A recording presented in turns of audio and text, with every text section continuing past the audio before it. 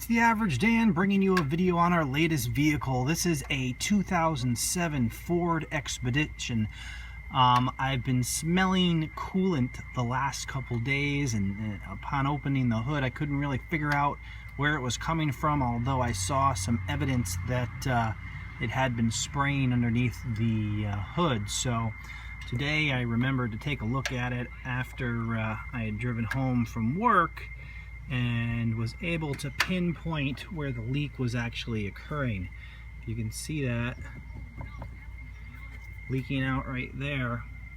Looks like there's a problem with that T, so I'm gonna have to find a replacement for that, and we'll go through the installation with you. I've already ordered the replacement part, which is basically this entire assembly. It all comes in one piece. Gonna take a couple days to get that, so in the interim I'm gonna try to cut off these rings and replace it with a probably like a brass or whatever they make out T from like Home Depot with some hose clamps. So that's my goal. I think you pretty much have to cut these off.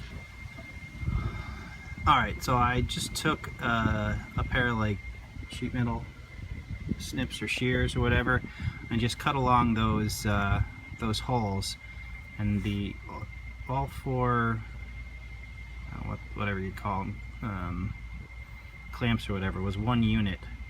So I basically just clipped those and pulled it down from the bottom, which exposes just a regular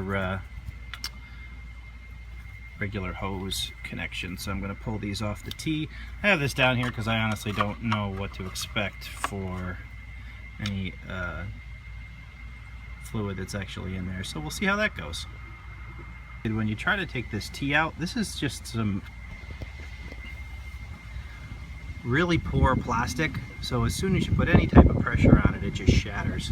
What I'm going to do is kind of bend these hoses down and then apply some pressure out here to kind of shatter the plastic part of the T inside the hose and get that out of there, so we're clean for the replacement T that I'm going to put in.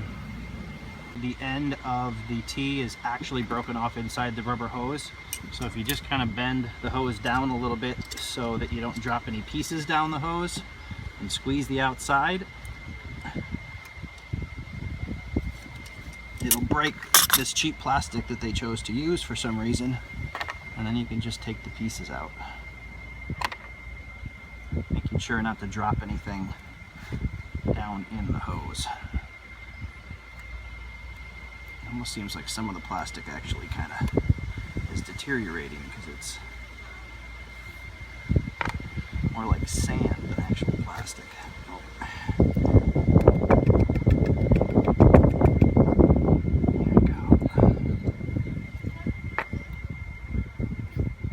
In case you're wondering from the original video, as long as the car is off and has been off for a while, there wasn't much residual coolant in these pipes, so you don't have to worry too much about how much you're going to dump. So there you go, we have the 3 pipes. They're ready for a T that I'm going to go pick up at Home Depot or Lowe's and get that in there till the replacement part arrives. So there you have what remains of the T and the clamps that were actually holding the T to the rubber hose. Alright, so I just got back from Lowe's. I got an Apollo PEX 1-inch crimp T, and I got 2 2-packs of number 12 stainless steel clamps that go from 3/4 of an inch to 1 1/4 inch. And as you can see, my total bill was less than $10. So we're going to go ahead and get this all in place and fix this up. Just be sure to slide your clamps on before you put the T on, or else you won't be able to get them on. And now we're ready to put the T in.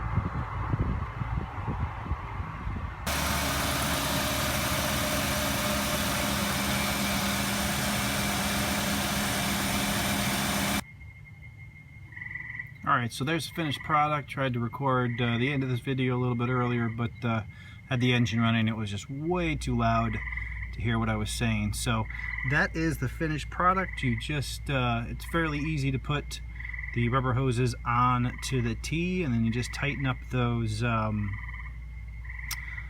tighten up the clamps and top off your coolant, and you are good to go.